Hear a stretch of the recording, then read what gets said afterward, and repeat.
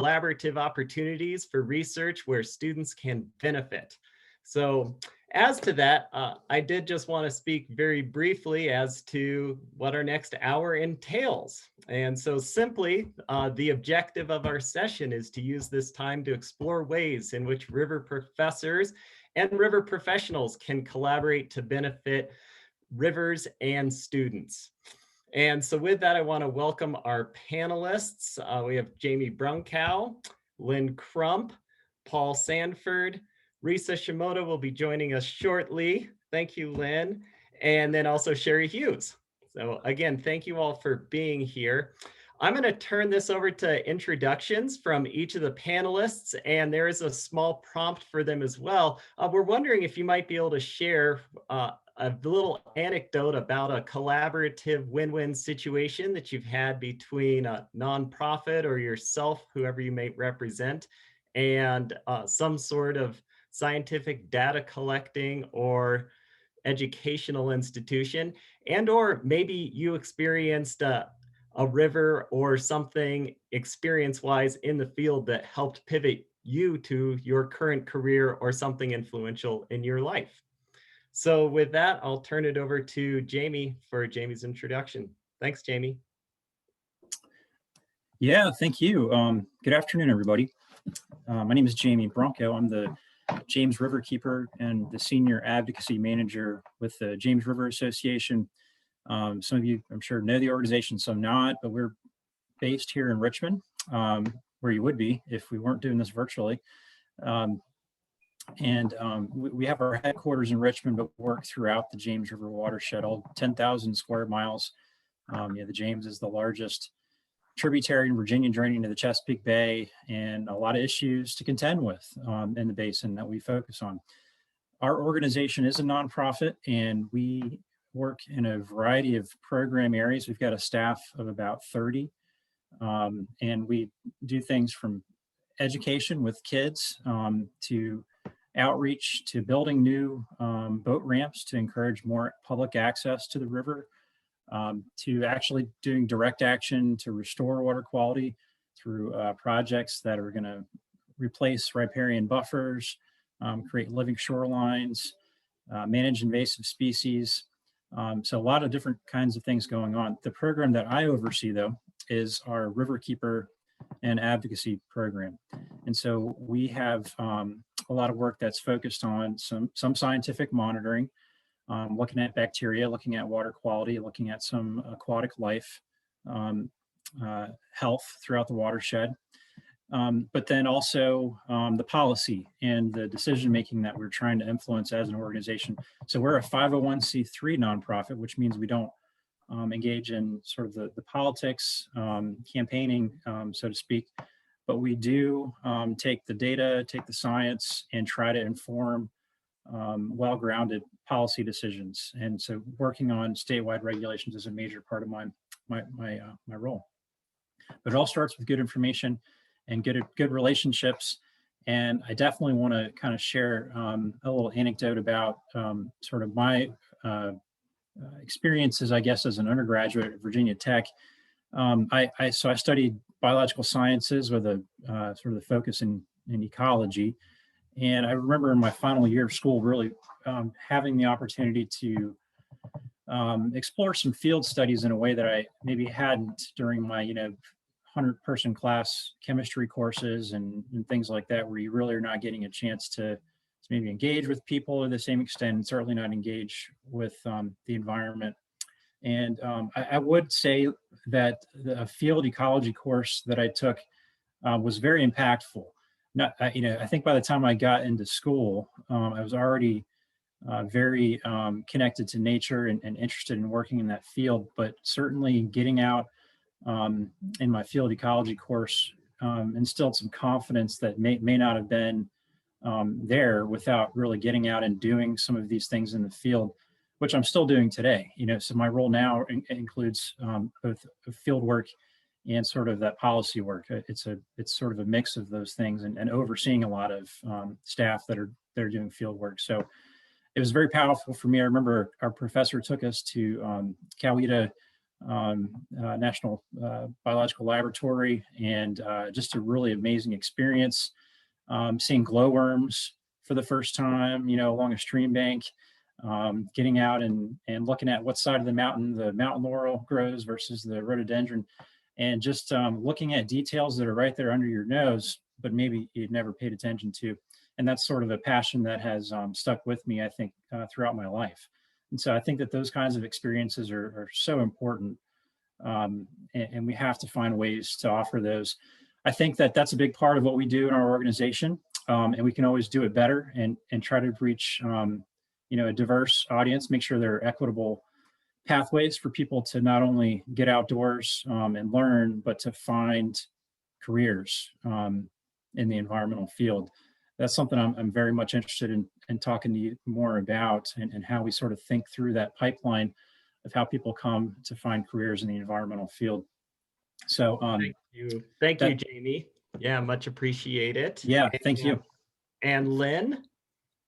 All right, good afternoon, everyone. My name is Lynn Crump, and I'm a landscape architect, and I work for the Department of Conservation and Recreation here in Virginia. My formal title is Environmental Programs Planner, but I'm the Scenic Resource Coordinator for the state, and I administer the Scenic Rivers Program. So my background actually didn't put me here, except from the perspective of I have a bachelor's and a master's in landscape architecture. I'm very interested in how people relate to the land and spaces. And I was very interested in park planning, and so ended up getting this position where I actually do master plans for state parks, but they also, because I paddle, I got selected to start working with the Scenic Rivers Program, and I've been doing that for the last 16 years or so. And the program is 50 years old. If you were here this morning, you heard a little bit about it. And one of the things is that when this program was started, there were 3 or 4 guys that would go out in their aluminum canoes and camp for a week and do an evaluation. And now there's me, and it's only one part of my whole workload. So I started thinking about what sort of sequential planning would be for someone in this position. And Dr. Vonesh reached out to me through a common colleague, and we started talking about what is it that his students could do that would be helpful to me, that would also be helpful for the future of this program. And so one of the things we started with was to do an evaluation on an existing river. Now I have code provisions that allow me to do that, and but I have no time to do it. And there has not been studies of existing river segments to see if they still qualify under our criteria. So we went out with some students. It was a very positive experience, I think, for everyone. I now have that data that I can put in, to track. And we started talking about other ways to work together. And most recently, his class, which you may have heard about, they've been doing the idea of doing an app on the phone to record some of the criteria that you use when you're doing a scenic rivers evaluation in our program. This has a great opportunity, I think, for promoting it in the long run. And I think one of the benefits of working with colleagues like Dr. Vonesh and others is that, one, it exposes students to codes and regulations that oftentimes they don't really look at when you're a student. It also shows them how the work that they're doing can be useful for moving forward and letting a program keep moving. It also means that there are people out there trained in this, so whenever positions open up, that they might be able to be eligible for that as well. And I think the final thing that I found particularly useful is his program requires an internship. And so I've had several of his students that have been interns with me that have helped me do work in the office, just keeping track of some things, pulling together research on some things, and those elements that actually make the program vibrant and moving forward. So that's, I think, all I have to say about all that. Wonderful. Thank you so much, Lynn. It's great to hear about sometimes how those simple connections of picking up a phone can then develop and evolve into really meaningful collaboration. And next we'll hear from Paul Sanford. Paul. You may be on mute still, Paul. Yes, I apologize. Rookie mistake. Paul Sanford. I work for the Wilderness Society in Washington, D.C. I'm the National Director of Recreation Policy. So I'm coming at this from a slightly different angle, less about on-the-ground river stewardship and more about policy advocacy at the federal level, both in Congress and with the land management agencies here in DC and around the country.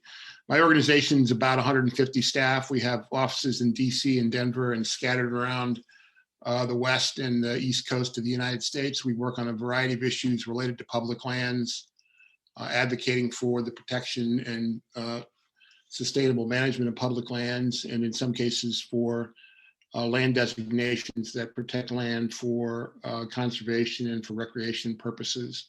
My niche in the organization is to advocate for recreation opportunities on federal lands, to get involved in issues relating to how recreation is managed by the federal agencies, and to work on a range of access issues, public access issues, and try to provide more opportunities for people to get out into public spaces.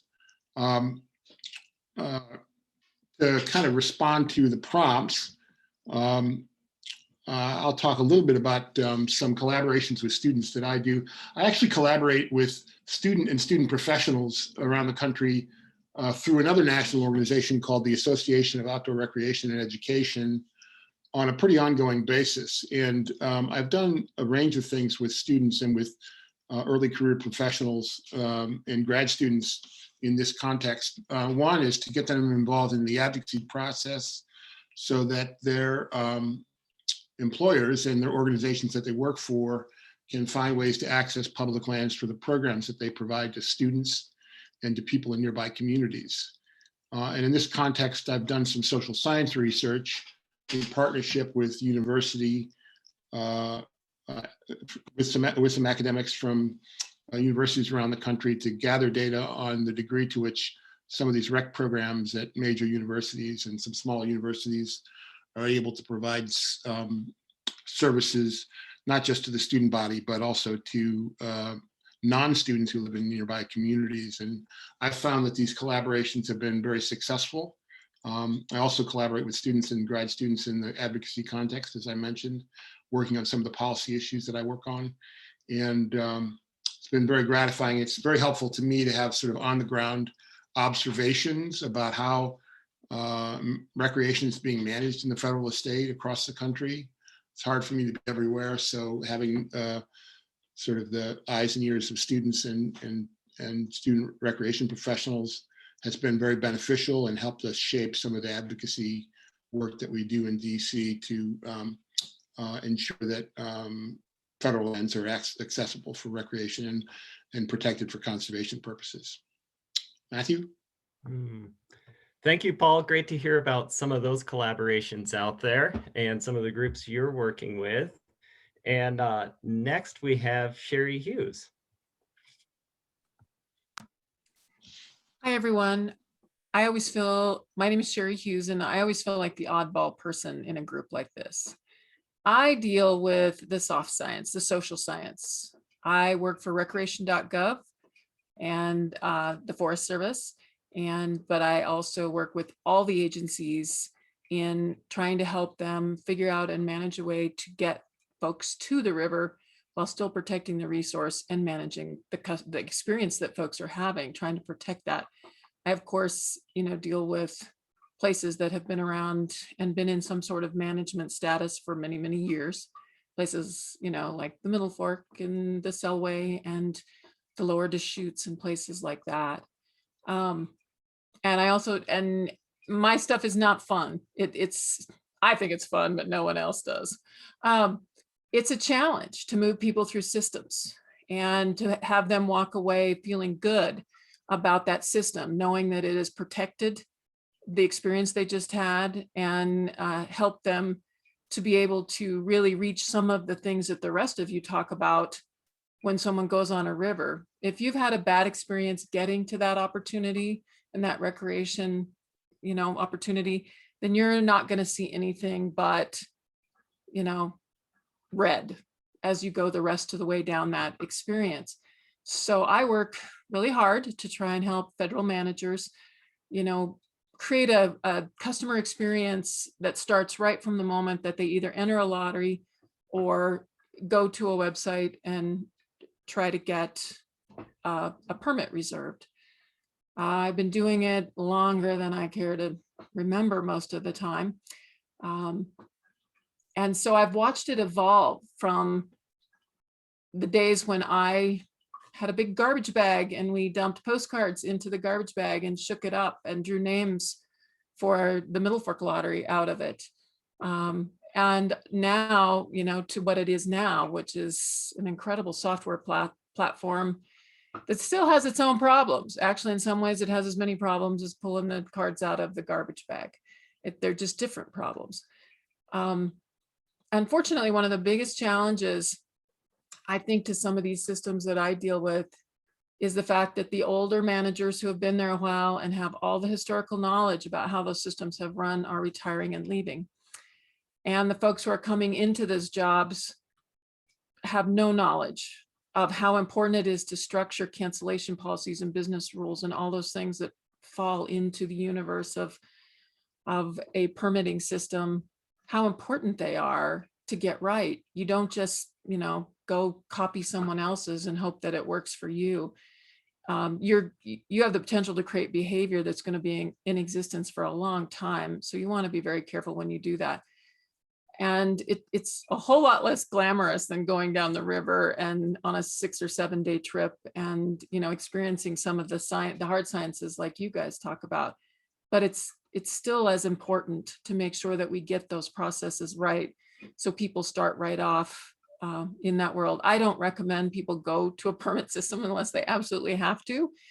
But if nothing else, this last year with COVID has really told us, that it's something that we might need to look at sooner rather than later in some of these places. Even in my own experience, I saw a lot of places that just got hammered and overrun because the systems weren't in place to protect them and mitigate that use. So that's what I do. Probably the biggest relationship I ever had was, we worked with SCA a few years ago to actually get what was important to folks as they went down a river at every point. It basically, we were looking for some things that we thought we knew what people were coming to the river to experience, but we wanted to make sure that it was correct and that we had the right assumptions, which we rarely do.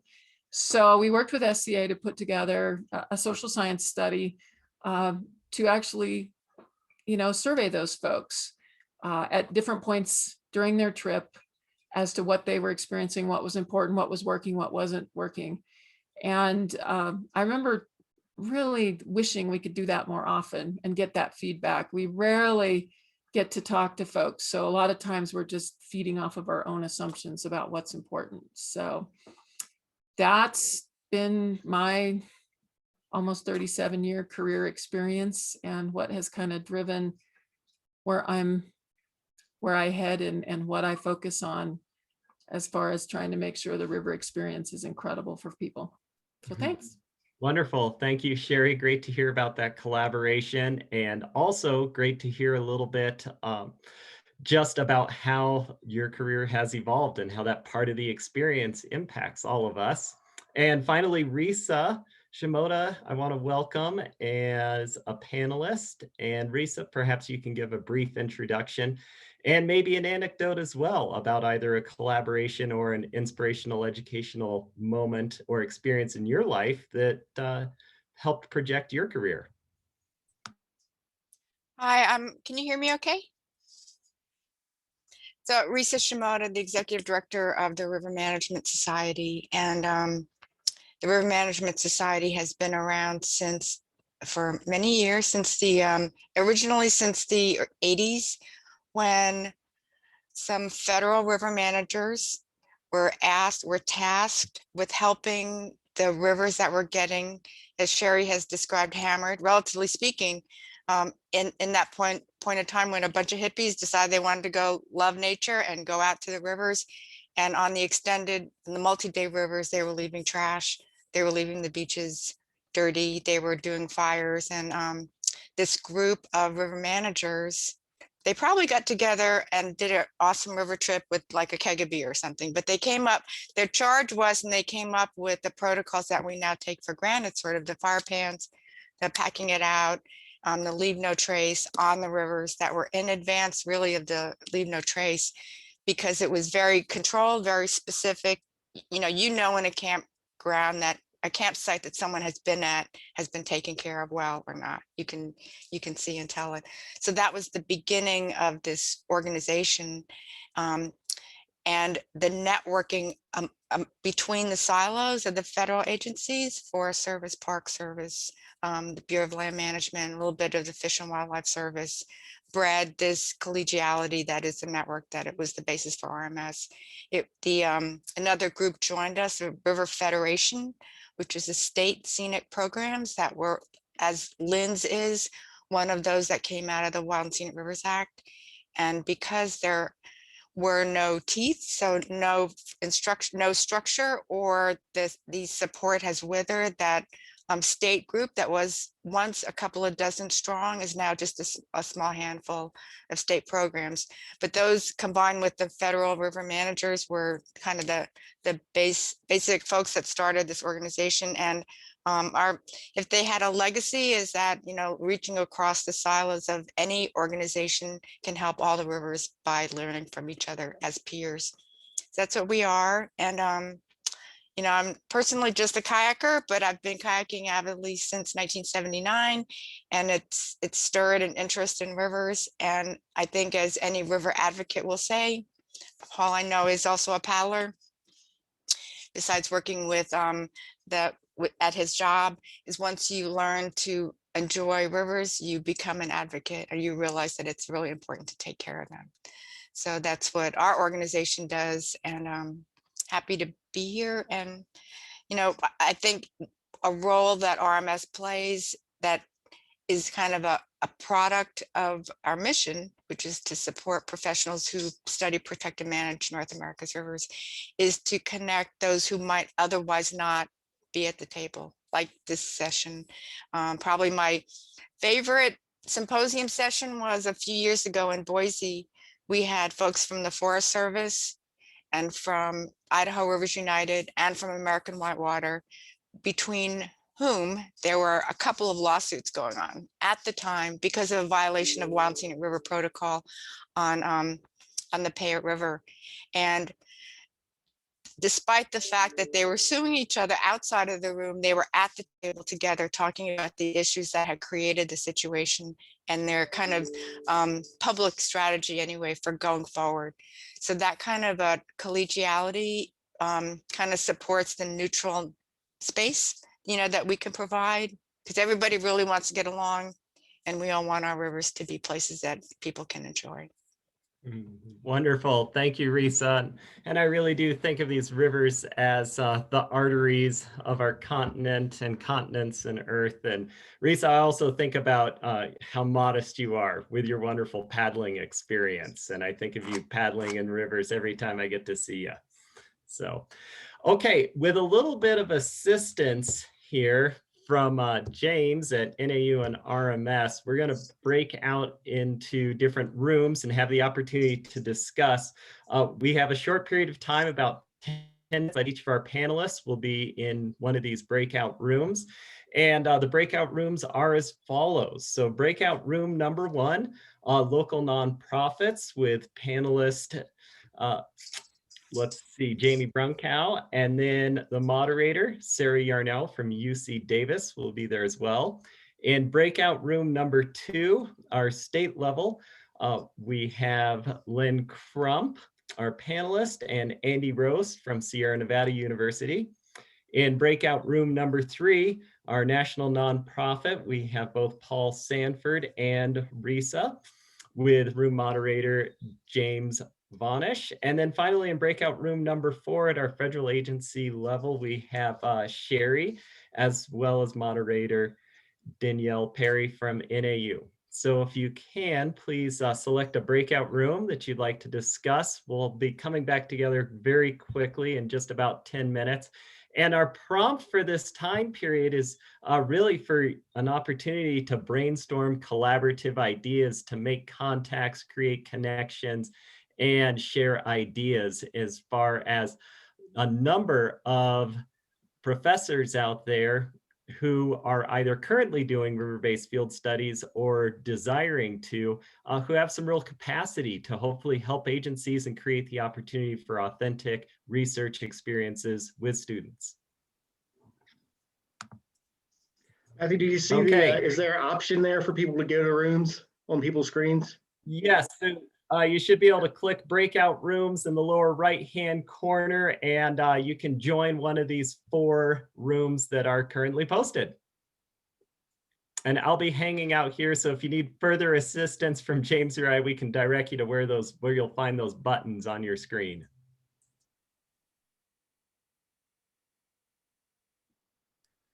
All right, I am not seeing any buttons on my screen. Look at the bottom of your screen and there should be little 4 buttons that say breakout rooms. If you take your cursor, Joe, and bring it to the bottom of your screen, some icons should pop up that include participants, chat, share screen, record, and breakout rooms. No. And it might be under more. Record. I don't have more either. Do you have something that looks like this? Daniel's got this 4 little squares right there. No, I just have participants, chat, share screen, record reactions, or leave. Are you trying to send me a message? And there is something at the top right that looks like 4 little, what did you describe it as? 4 squares, correct? Oh, let's see. See it? So I'm on an iPad, and that's where mine's at. It says join breakout room. Yeah. On the top left. Still not. But I'm gonna give it a try. I'll try rejoining. Maybe so. I'll leave and come back. Well, 1 second before you try that, Joe. Try working into the upper left or upper right hand corners. And do you see any squares in either of those areas? No, I think this happened to me once before. I don't know what. I'm on Chrome on a Mac. I don't know. It's cold here in Minneapolis. It's who knows. I'm having trouble Mercury too. is retrograde. What's that, Janelle? Are you also? Yeah, I've got the 4 squares that I can click on, but I don't have an option to join them. I just see I see who's in each room. Okay. I think I will just try going out and coming back in. Okay, that sounds good, Joe. And Janelle, to the right of those, when you click on those squares and it shows you who's in each room. Oh, I see it. Okay, cool. Just popped up. Thanks. Yeah, great. Thank you.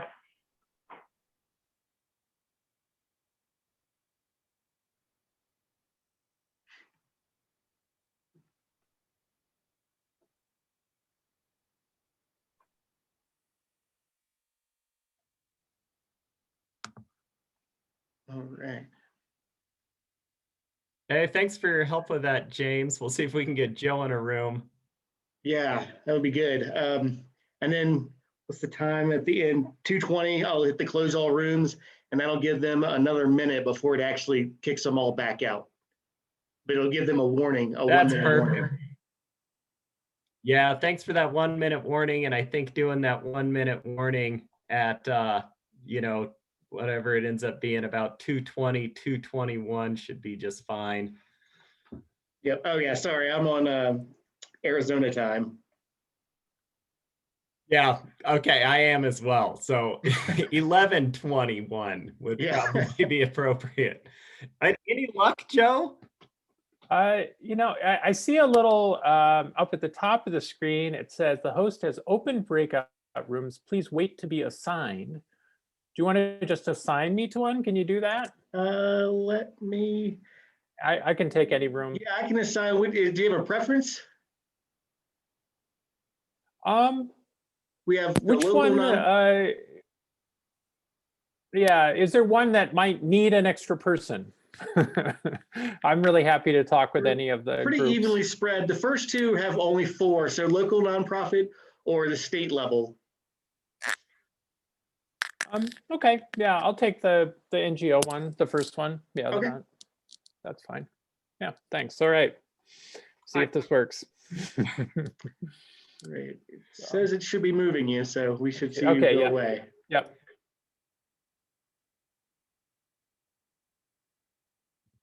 Oh, how about that? Success. Nice.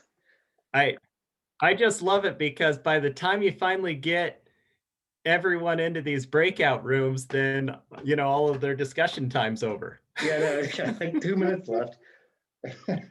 It's low stress for everyone. They're like, okay, cool, I'm off the hook. Yeah. I know. Yeah. Where are you located? I'm down in Prescott, Arizona. Okay, I'm in Flagstaff. Yeah, okay. I thought you were in Flagstaff with NAU, and I knew you're also helping out with this conference here on the tech end. And yeah, I've lived in and out of Flagstaff for, gosh, like 25 years now. It's great except for the internet speed. Well, this is really funny because I was just discussing this. I have a house up in Flagstaff, and I was like, gosh, it's great internet speed, and the internet cost. It keeps on going up every year that I'm there.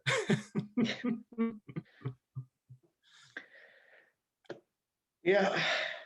Have you been in AU for a while? What I finished NAU last year, so I did my master's defense over Zoom last June. Way. And Wow. joined RMS as their National River projects coordinator. So I'm the GIS person. That's how I got roped into doing Okay. I got it. That makes so much sense now. Oh, totally. Well, congrats on that job. That's great. And it's good having you there at RMS. That's wonderful. Yeah. But I'm super excited And about so this. you're able to just,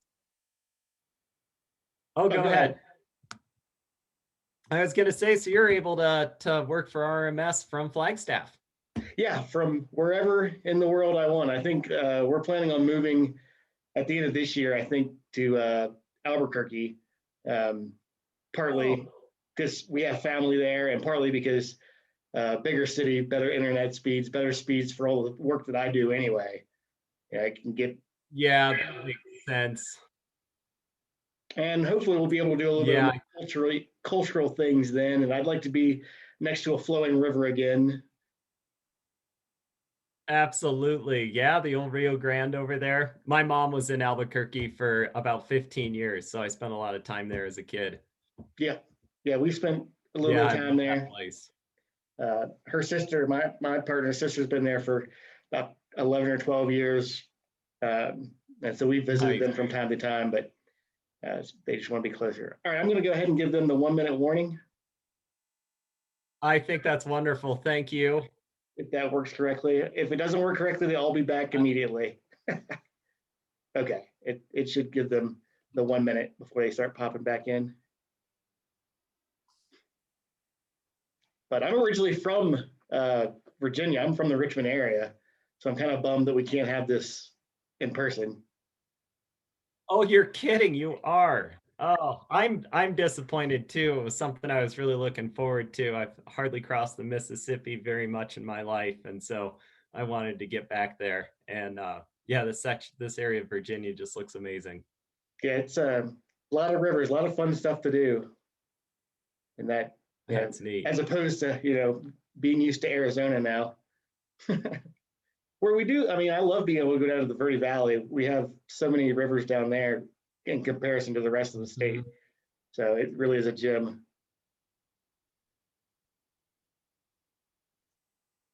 All right, they should be back with us. Start popping back up in 4 seconds.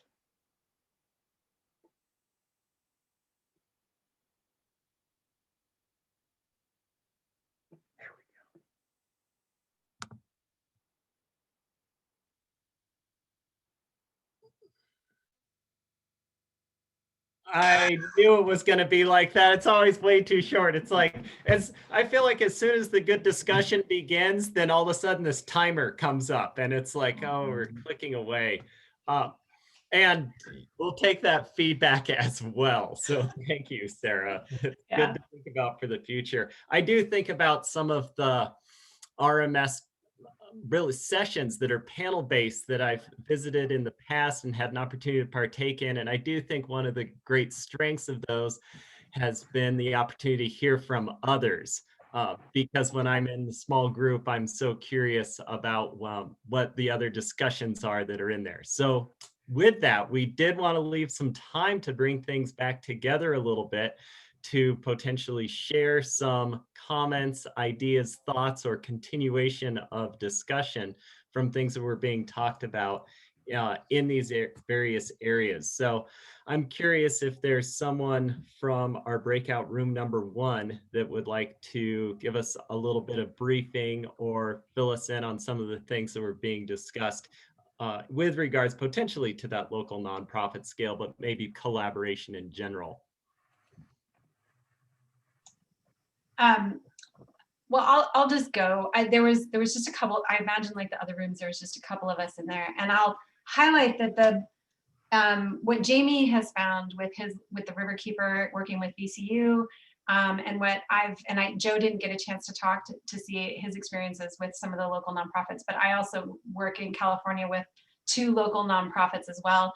And we sort of equally felt that the biggest benefit from the local nonprofit side, and Jamie, feel free to correct me, is this idea of having data and students come out to help collect data, to provide some of that scientific knowledge and expertise from the professors to the nonprofits. And then vice versa, the nonprofits really provide an opportunity for citizen monitoring.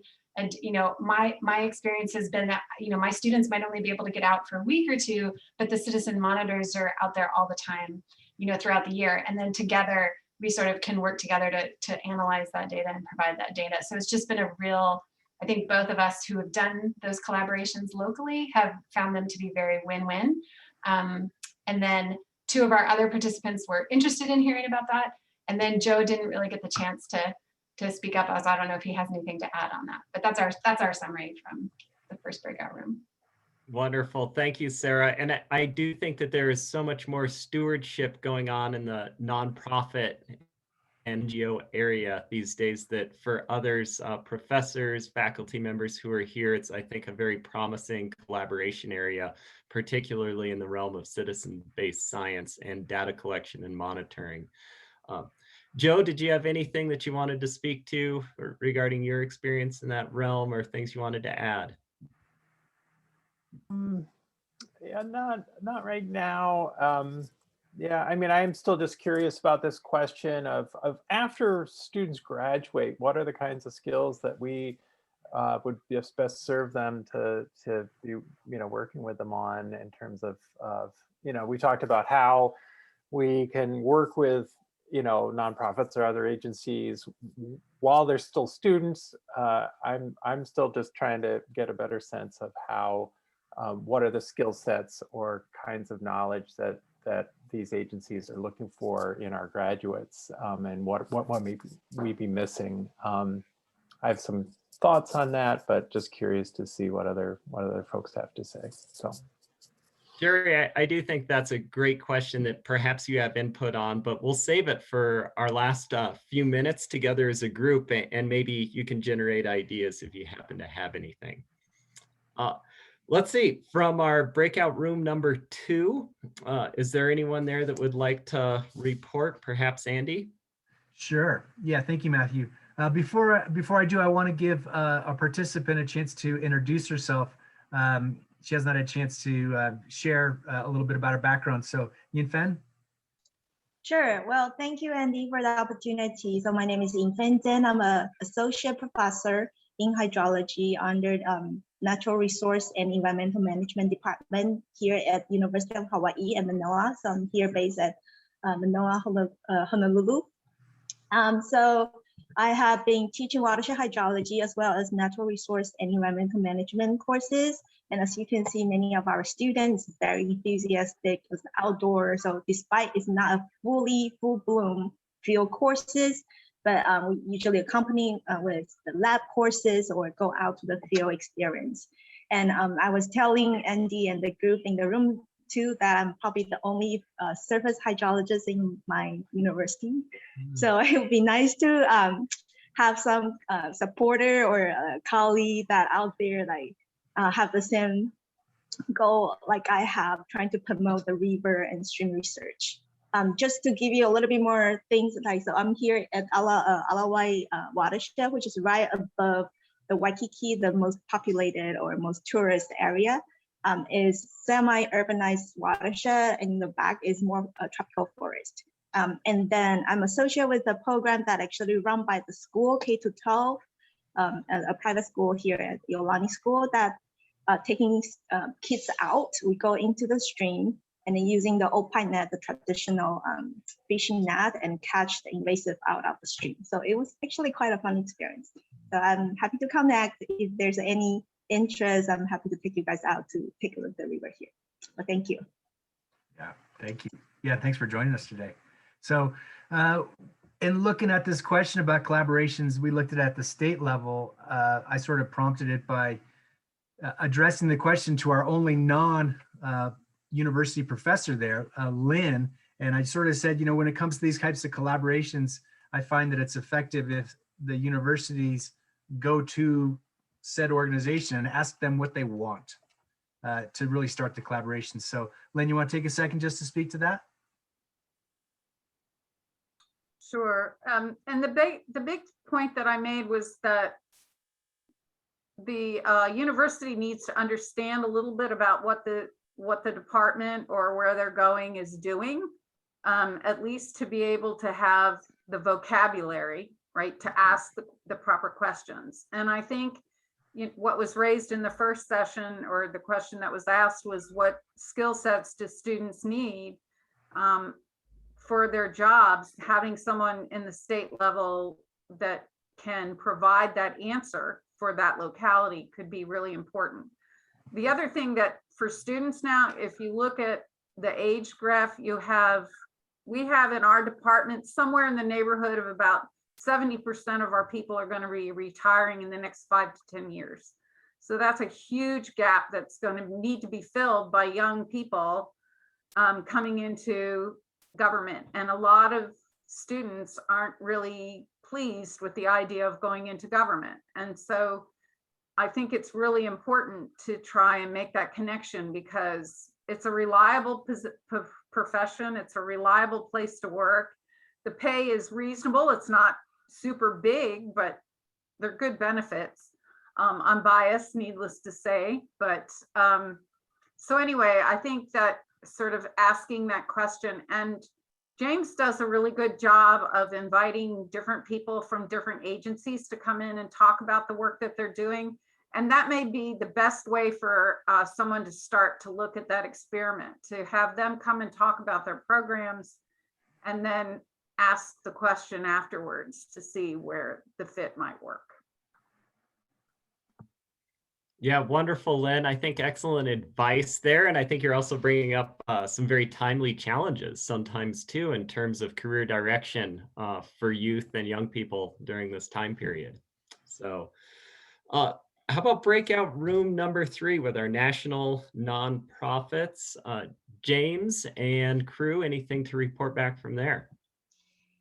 We had a brief but productive time. I would say that one of the things that emerged is a potential collaboration with the Adventure Scientists Organization. Both Michelle and Janelle joined us in that session, and from like the few minutes we had, it sounded like there's lots of potential and lots of more things to follow up on, and so that's exciting, and I look forward to following through with that.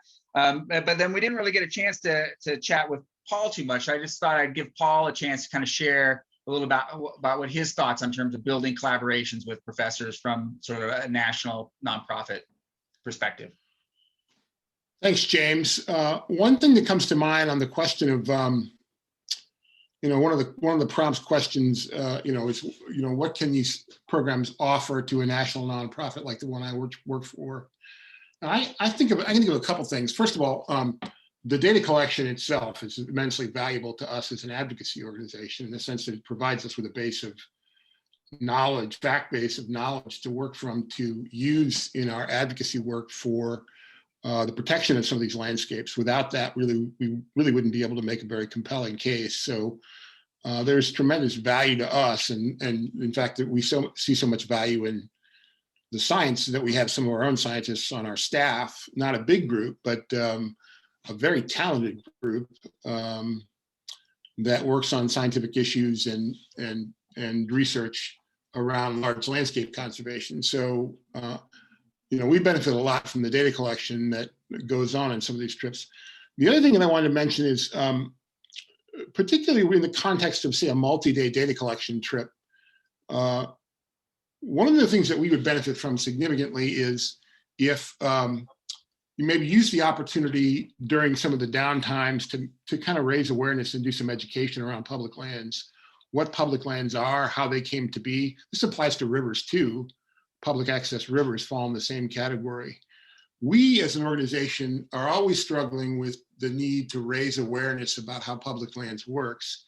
And we've actually tackled this challenge by producing a curriculum on it, which is free for anyone to use, can be taught in the field, and might help you if you're doing a multi-day data collection trip to prompt some really interesting conversations over the campfire and in the evenings. And that helps us achieve our mission because it raises awareness about public lands, and it may also make your activities a richer experience for the participants. So that's what I'd highlight, and thanks for the opportunity.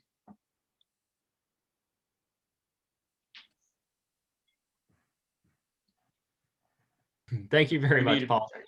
And I noticed there, James, that did you put something in the chat? Was now a time for Karita potentially to share that? Well, I think since the next group is sort of the federal, I think that we could hear from, was it Denielle and Sherry's group? And then maybe piggybacking on that, Karita Waters could share what she had to share. That'd be wonderful. Denielle and Sherry. I do want to just give Paul some props, because one of the most difficult things that I had to do when I came to rec.gov was teach people how federal recreation policy or any federal policy is made. Those folks don't even attend meetings about their own backyard, highway right-of-ways and things like that. They had no clue. They did not understand why these federal managers just couldn't change something to fit the software that they were trying to build. So yeah, there's a huge gap there. So I just wanted to mention that. That's a good thing. And I think that probably goes well beyond software developers. Yeah, so in our room, Sherry talked a lot about how difficult it is to write software, to allocate permits to all the people who are applying for the use of our public rivers, and that she really works in the social science realm of river management. And then Paul brought up this really great program that he's got created at the Southern Utah University, partnering with 28 different agencies to create intergovernmental internships, a cooperative. So I definitely want to hear more about that model. And I think Paul could tell us a little bit more in these next couple minutes. Sure, I'd be happy to share that. So again, I worked for National Park Service for 40 years, did lots of different things. And I know how I've sort of discovered the Park Service was really just by chance. At one point at Grand Canyon, and ran into some people that were telling me about national parks. And I'd visited parks my entire life, but I'd never really thought about working in a park. And so I was able to get a job with the National Park Service and work my way through.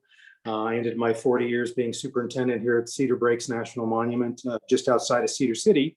And one of the resources that I saw here was Southern Utah University.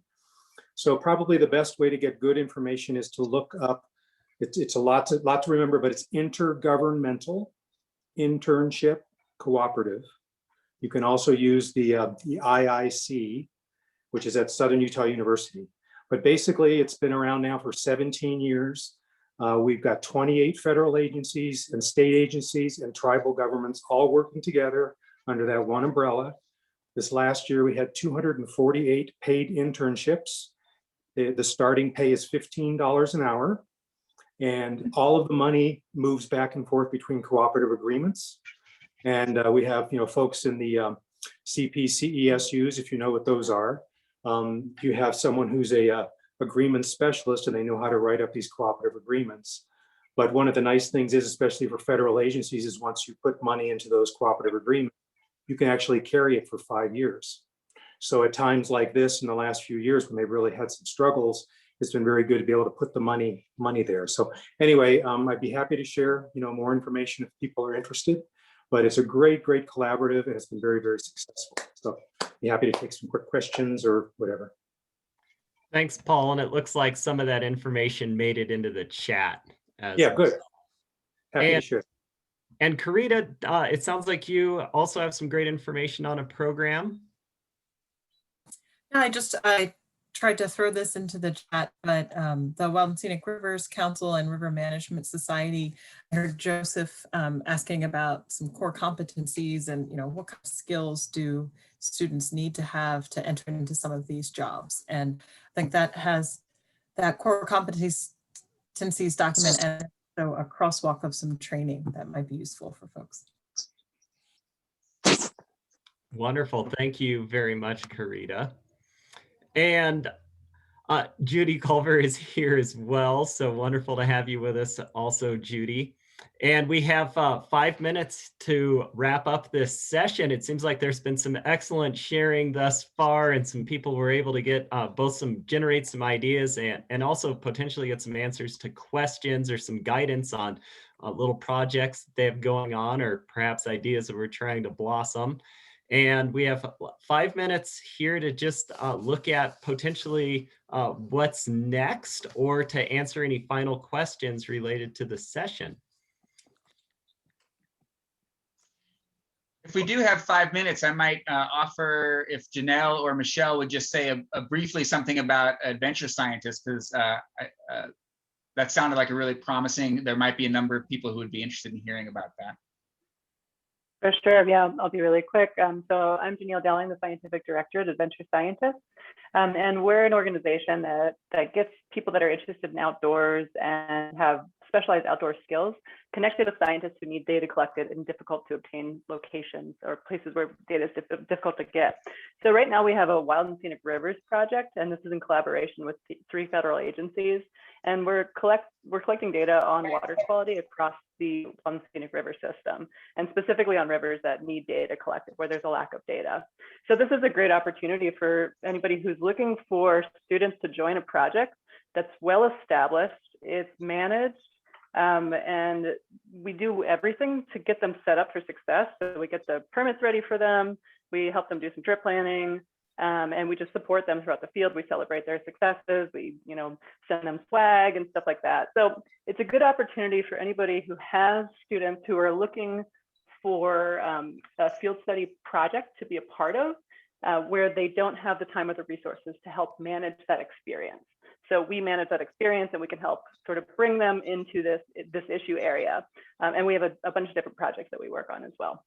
So it might be a good fit for some programs where folks need a connection to expeditions and they don't have those resources. Can I ask a question? Denielle, is that just for students and young people, or is it for anyone who's interested? Anybody over 18.